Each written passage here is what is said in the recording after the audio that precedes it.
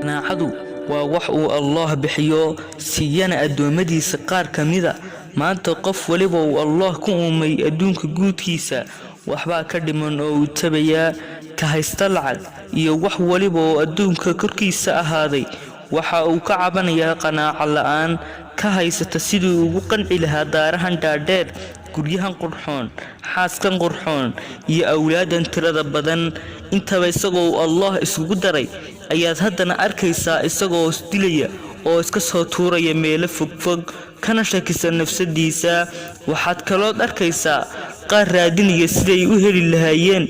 xorriyad oo ku go'doonsan xabsiyada waxaa kaloo arkaysaa qaar hantiilayaal ah oo haddana murug iyo walwal ku jira